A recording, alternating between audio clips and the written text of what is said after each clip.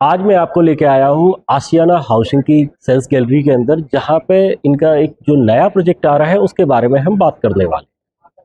आशियाना एक ऐसा डेवलपर है जो कि कहीं ना कहीं शॉर्ट टर्म ट्रेडर को डिस्करेज करता है। इनके प्रोजेक्ट में अगर आपको एंटर करना है तो आपको ये कंडीशन है कि आपको एंड यूजर ही होना पड़ेगा। रीजन इज कि जब भी आप यहाँ पे एंटर करते हैं तो आपको टिल रजिस्ट्री इसके अंदर स्टे करना पड़ता है, बीच में आप इसको ट्रेड नहीं कर सकते हैं। गुड़गांव रियल एस्टेट जो एक ऐसी रियल एस्टेट मार्केट मानी जाती है जहां पे इन्वेस्टर ज़्यादा आते हैं, उस टाइम पे भी एक ऐसा डेवलपर है जो कहता है कि मेरे को इन्वेस्टर नहीं चाहिए प्रोजेक्ट के अंदर, क्योंकि मैं जो प्रोजेक्ट बनाता हूं दिल से बनाता हूं और डायरेक्टली अपने एंड यूजर के लिए बनाता हूं। और यही रीज़न है कि इनके प्रोजेक्ट पिछले 45 सालों से आज की डेट में जितने भी प्रोजेक्ट डिलीवर है वो अपने आप में एक सक्सेस स्टोरी का पार्ट है। गुड़गांव रियल एस्टेट में एक चीज़ और भी है कि ज़्यादातर डेवलपर जहां लाइफस्टाइल प्रोजेक्ट पे काम कर रहे हैं, वहीं पे आशियाना काम कर रहा है नीड बेस्ड प्रोजेक्ट पे। तो इनका एक नया प्रोजेक्ट लॉन्च हो रहा है सेक्टर 80 के अंदर, आशियाना आरोहम के नाम से। सो इस वीडियो के अंदर मैं उस कंप्लीट प्रोजेक्ट को कवर करने वाला हूं। सो हमारे साथ है कंपनी के सीनियर रिप्रेजेंटेटिव। ये आपको इस प्रोजेक्ट के बारे में बताएंगे, क्या इस प्रोजेक्ट के अंदर आने वाला है, क्यों ये प्रोजेक्ट बाकी के प्रोजेक्ट के कंपेरिजन में डिफरेंट है, और क्यों लोग आशियाना के प्रोजेक्ट में इतना ज़्यादा इंटरेस्ट दिखाते हैं। तो ब्रदर, एक्चुअली आशियाना ग्रुप के बारे में वैसे तो ज़्यादातर लोग जानते हैं, लेकिन मैं चाहता हूं कि आप ये बताएं कि लाइक किस तरीके की कंपनी है, क्या कंपनी की प्लानिंग है इस प्रोजेक्ट को लेके। सर, सबसे पहले जैसे हमारी जो कंपनी की शुरुआत हुई थी वो 1979 पे हुई थी। तो it's been more than 45 years of our journey. तो उन 45 साल में हमने 55 से ज़्यादा पैन इंडिया प्रोजेक्ट्स डिलीवर्ड किए हैं। तो अगर आप मेरे प्रोजेक्ट्स को जाके देखोगे, प्रोजेक्ट्स का लुक एंड फील लोगे, सारे प्रोजेक्ट 100% मेंटेन्ड है। वहाँ पे आपको ऑक्यूपेंसी भी 90-95% की ऑक्यूपेंसी मिलती है, क्योंकि वो इकोसिस्टम आशियाना बना के देता है, वो कम्युनिटी बिल्डिंग आशियाना करके देता है। तो मेरे जो प्रोजेक्ट्स होते हैं वो कॉन्सेप्ट बेस्ड प्रोजेक्ट्स होते हैं। तो जैसे हमारा सीनियर लिविंग एक कॉन्सेप्ट है, एक हमारा किड सेंट्रिक होम्स कॉन्सेप्ट है, एक मेरा प्रीमियम होम्स का कॉन्सेप्ट है। तो हम कॉन्सेप्ट बेस्ड प्रोजेक्ट्स ही बनाते हैं। और जो कंपनी की शुरुआत हुई तो एक थॉट के साथ हुई, एक कमिटमेंट है, केयर है एंड क्वालिटी है। तो हमारे जो पिलर्स थे वो कमिटमेंट, केयर और क्वालिटी थे। तो मेरा कमिटमेंट है कि मैं आपके प्रोजेक्ट लाइफ टाइम मेंटेन करूंगा। I am taking the pain to maintain that project. अब ओके, सो जैसे जयपुर के प्रोजेक्ट में तो मैंने ये देखा था कि वहाँ पे शायद अगर बाद में जैसे लोग रहना शुरू कर देते हैं और फिर किसी रीजन से मतलब उनको मूव करना होता है तो उनकी रीसेल होता है या रेंटिंग होती है, तो उसके लिए एक सेपरेट टीम थी। तो क्या गुड़गांव के अंदर भी सेम कॉन्सेप्ट अभी कंटिन्यू कर रहे हैं आप लोग? सेम होता है बिकॉज हम बैठे कस्टमर को सर्विसेज देने के लिए।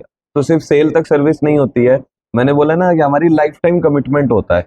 तो कस्टमर के ईज के लिए उसके और उसको हम कैसे सर्विसेज अच्छी दे सकते हैं, that's why we give resale and rental services to customer, कि आपको कहीं बाहर नहीं जाना, आपको परेशान नहीं होना है। मेरी डेडिकेटेड टीम है जो आपका ये काम और आसान करेगी। आप अगर मूव आउट कर रहे हो, आपको रेंट पे अपना प्रोजेक्ट देना है, अपना फ्लैट देना है, आप मेरी टीम को बोलोगे, they will help you out.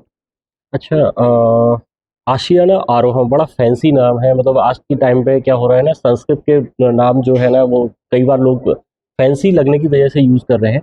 तो इस आरोहम का मतलब क्या है और क्या मतलब इसके पीछे थॉट प्रोसेस था इस नाम को रखने के पीछे? सर, जैसे अगर आप आरोहम का मतलब आप सर्च करोगे तो इंग्लिश डिक्शनरी में वर्ड आता है राइजिंग। और अगर और डेप्थ में आप अगर सर्च करोगे तो आरोहम जो सुर ताल होते हैं, सुर ताल, तो उनकी जो हाईएस्ट नोट होती है, highest note, it is known as Aroham, the highest note. तो ओके। बढ़ना या राइज होना, तो ओके। उस वर्ड का मतलब से हमने इस प्रोजेक्ट का नाम रखा आरोहम। ओके, जहाँ और पे किड सेंट्रिक प्रोजेक्ट है तो मेरे को तो लगता है कि जैसे बच्चे ग्रो करते हैं उसी टाइप से मतलब प्रोजेक्ट करेक्ट, तो भी। ये एक next generation kid centric home हम लेके आ रहे हैं। तो अगर आप देखोगे भी तो अभी तक हमने दिया है किड सेंट्रिक होम्स, बट जब आप 80 की गैलरी आते हो, जब आप हमारे टीम में किसी से भी आप बात करते हो, तो we talk about curated kid centric residences. तो अब तो प्रोजेक्ट का रेरा रिसीव हो चुका है तो हम डिटेल में प्रोजेक्ट के बारे में भी बात कर करेक्ट सकते हैं। करेक्ट करेक्ट सो बेसिकली किस तरीके का प्रोजेक्ट यहाँ पे प्लान हो रहा है? सर, प्रोजेक्ट की जो प्लानिंग है वो ऐसी है कि मैं आपको क्यूरेटेड एक्सपीरियंस दूं। तो curated in terms of your layouts, जहाँ पे मैं मल्टीपल ऑप्शंस लेके आता हूँ, बहुत ही प्रिसाइजली लेआउट हमने डिजाइन किया है कि आपका एयर क्रॉस वेंटिलेशन कैसा होना चाहिए, आपको अंदर सनलाइट कैसे मिलना चाहिए। इसीलिए मैंने हर कमरे के साथ खिड़कियां भी दी हैं। आप मेरा लेआउट खोल के देखो, व्यूअर्स का आप दिखाओगे, द लेआउट में हम कमरों के साथ खिड़की भी दे रहे हैं। ओके, फिर और प्रोजेक्ट में क्या है स्पेसिफिकेशन, मतलब ऐसी है कि जो मार्केट के बाकी के प्रोजेक्ट इस टाइम पे, क्योंकि इस टाइम पे क्या हो रहा है, पहले एक टाइम ऐसा आ गया था जब ज़्यादातर डेवलपर जो है 7 CR 8 CR 6 CR ये रेंज को कैटर कर रहे थे, बट कहीं ना कहीं मार्केट में डिमांड थी 3 CR के आसपास का जो रेंज होती है, जो यंगस्टर्स के लिए जो रिक्वायर्ड होता है, जो टिकट साइज जो है ज़्यादातर वर्किंग फैमिलीज़ के लिए, जो वर्किंग लोग हैं उनके लिए जो रिक्वायर्ड होता है, उस टिकट साइज को कोई कैटर नहीं कर रहा था। बट अब जो है ज़्यादातर डेवलपर इस कैटेगरी के अंदर आ रहे हैं। तो अब आप उन सारे डेवलपर के कंपैरिजन में कैसे यहाँ पे डिफरेंशिएट करते हैं? सर देखिए, हमारा प्राइसिंग एक डिफरेंशिएटर फैक्टर नहीं होता है कि मैं प्राइसिंग लेके आ रहा हूँ या प्रोजेक्ट लेके आ रहा हूँ। हमारा जो डिफरेंशिएटर फैक्टर है वो है कॉन्सेप्ट, जो मैं कॉन्सेप्ट दे रहा हूँ। आज की डेट में आपको भी पता है कि जो बच्चे हैं जिनकी जो ग्रोथ हो रही है, तो सबसे पहले क्या, वो स्क्रीन टाइम में ज्यादा अपना टाइम स्पेंड करते हैं। They are using more devices, they are more intent towards robotics and all. वो आपका एआई ज्यादा यूज कर रहे हैं। आज के बच्चे बाहर खेलने नहीं जाते, तो बच्चों का जो ओवरऑल होलिस्टिक डेवलपमेंट है वो नहीं हो पा रहा है। तो जो मेरा प्रोजेक्ट है, it is basically design for that parents, या हमारा प्रोजेक्ट उनके लिए बना हुआ है जो अपने बच्चों की परवरिश एक अच्छे इन्वायरमेंट में चाहते हैं, वो एक ऐसा एक सेफ इन्वायरमेंट चाहते हैं। तो साथ ही साथ बच्चों का स्क्रीन टाइम मैं कम करता हूँ अपने प्रोजेक्ट में। वो कैसे करते हैं? सर जैसे आप देखोगे, मेरा लर्निंग हब है, लर्निंग हब। तो लर्निंग हब में we have pre schedule calendars, जहाँ पे सारे प्रोग्राम्स होते हैं, बच्चों के अलग अलग एक्टिविटीज होती है जो ऑलरेडी पूरे महीने की प्लान होती है। इवन एक होता है, आपको मैंने एमिनिटीज दे दी, दूसरा उस एमिनिटी की टेक केयर कौन कर रहा है, ये इंपॉर्टेंट फैक्टर है।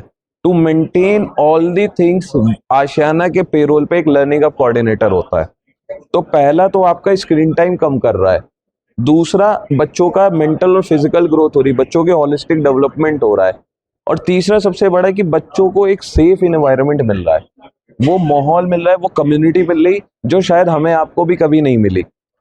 इस बात से तो आप लोग भी एग्री करेंगे कि इस टाइम पे कहीं ना कहीं, स्पेशली आफ्टर कोविड, तो अब जो है जिस तरीके से मोबाइल का यूज़ हुआ है, जिस तरीके से स्क्रीन टाइम बढ़ा है बच्चों का भी, आज की डेट में कहीं ना कहीं वो उनको लाइक दूसरे तरीके से इम्पैक्ट भी कर रहा है। मतलब उसके जो नेगेटिव इम्पैक्ट है वो आज दिखने लगे हैं, आज लोग बोलने लगे हैं। लेकिन स्क्रीन टाइम को कम करने के लिए भी आप उतना कुछ उनको एंटरटेनमेंट के लिए या उस तरीके की फैसिलिटीज़ हम नॉर्मली सोसाइटीज़ के अंदर प्रोवाइड नहीं कर पा रहे हैं, ड्यू टू सेफ्टी, सिक्योरिटी, और माइट भी कि उस तरीके की चीज़ें नहीं है। बट आशियाना के साथ ये चीज़ अच्छी है कि जिस तरीके का ये लर्निंग हब यहाँ पे लेके आ रहे हैं, स्पेशली मतलब उसको आप बच्चों का अलग से एक क्लब हाउस भी बोल सकते हैं, जहाँ पे बच्चों की कैसे ग्रोथ होनी है, उन सब चीज़ों को देखते हुए, तो ये डेफिनेटली ये कॉन्सेप्ट मतलब मेरे को भी लगता है कि हाँ, इस तरीके से बच्चे अगर ग्रो करेंगे तो डेफिनेटली उनका मेंटल लेवल भी कहीं ना कहीं बेटर होगा। वो माहौल आज की डेट में कहीं नहीं मिल पाएगा, वो चीजें जो हम बना के देते हैं। और अभी नहीं, वी आर नॉट फर्स्ट, हमने 2014 में पहला प्रोजेक्ट बनाया था, तो 2014 से मैं ये प्रोजेक्ट बना के डिलीवर करके चीजें देते आ रहा हूँ। ओके, किड सेंटर के अंदर मतलब 2014 में फर्स्ट प्रोजेक्ट आपने हमने आशियाना टाउन बनाया था भिवाड़ी के अंदर, ओके 2014 में। तो उसके बाद back to back we have delivered multiple projects. तो जो कई सारी स्टोरीज है, आप अगर गूगल भी करोगे you will get the stories. एक बच्चा है नमन, आशियाना टाउन का बेबी है, इज 5 year old किड। तो वो हमारी एस्ट्रोनॉमिकल क्लासेस में उसने भी पार्ट लिया था, and he hunt an asteroid. Okay, और उस एस्ट्रॉइड को नासा ने नमन नाम रखा है। Very good. एक किड है Yuvraj Jain, is resident of our Ashiana Anmol Sona में। He got a bronze medal for India, India के लिए ही गॉट ब्रोंज मेडल। तो वो चीजें जो बच्चों को एक प्लेटफॉर्म चाहिए, बच्चों को एक एनवायरनमेंट चाहिए, बच्चों को अब एक पैशन हंट करने के लिए चीजें चाहिए ना, वो आशियाना देता है कि बच्चे अपना टैलेंट और अपना पैशन ढूंढते हैं। तो इसके साथ ही साथ बेसिकली किड सेंट्रिक प्रोजेक्ट है, तो डेफिनेटली बच्चों के लिए तो बहुत कुछ यहाँ पे होने वाला है। अब लोगों को कहीं ना कहीं रिक्वायरमेंट होती है कि बच्चों के लिए भी चीज़ें होनी चाहिए, बट साथ ही साथ उनकी लाइफस्टाइल को भी चीज़ें मेंटेन करनी चाहिए, मतलब लाइफस्टाइल को मैच करे वो चीज़। करेक्ट। तो किस तरीके का, मतलब एग्जैक्टली क्या, मतलब कितना साइट एरिया है, क्या किस तरीके की यूनिट्स हैं, कितने टावर्स हैं, और किस तरीके की ग्रीनरी वहाँ पे होने वाली है, इन सारी चीज़ों के बारे में भी अगर थोड़ा सा बताएं। सर देखो, तो हमारा जो लैंड पार्सल है वो 10.8 एकड़ का लैंड पार्सल होने वाला है, जिसमें मैं सिर्फ 6 टावर्स लेके आ रहा हूँ। ओके। और उन 6 टावर्स में we are coming only with 542 units. आप अगर देखोगे it's a very low dense project. अब ओपन एरियाज और ग्रीनरी की अगर बात करो तो उस पर्टिकुलर प्रोजेक्ट में मैं 9 एकड़ का ओपन एंड ग्रीन स्पेस लेके आ रहा हूँ। Even you will get all type of sport facilities project में है, जैसे कि full size residential football ground, साथ ही साथ फुल साइज आपका box cricket arena. You will get 2 badminton court, 2 squash court, 2 lawn tennis court, 2 pickleball courts. Even you will get an infinity swimming pool with kids pool. तो ये सारी facilities आपको project में मिलेगी। You will get Miyawaki dense forest, you will get adventure forest for your adventure activities, you will get yoga lawn, skating ring, sandpit area, sitting plazas, amphitheater. There are n number of amenities you will get in this project. और इसके अंदर apartment की size क्या रहने वाले हैं? Sir हम 3 BHK के फेज 1 में we are opening 182 units which includes your duplexes also. So 3 BHK के हमारे पास 3 साइज होंगे। First carpet area is 1057 square feet, another 3 BHK type 2 will have 1223 square feet, and type 3 will have 1259 square feet of the carpet area, and we have one size of 4 BHK which is 1521 square feet of carpet area. मैंने जो starting में आपसे बोला था कि ये एक ऐसा डेवलपर है जो कि कहीं ना कहीं इन्वेस्टर को लाइक प्रेफर नहीं करता है कि हमारे प्रोजेक्ट में एंटर करें, एंड यूजर ही प्रेफर करें। गुड़गांव रियल एस्टेट के अंदर आप देखोगे ज़्यादातर प्रोजेक्ट में जब भी हम बात करते हैं, प्राइस को अट्रैक्टिव बनाने के लिए वो लोग हमेशा सुपर एरिया की बात करते हैं। अब सुपर एरिया में आप कैलकुलेट करते रहिए कि क्या लोडिंग होने वाली है और किस तरीके से वो सारी चीज़ें होने वाली है।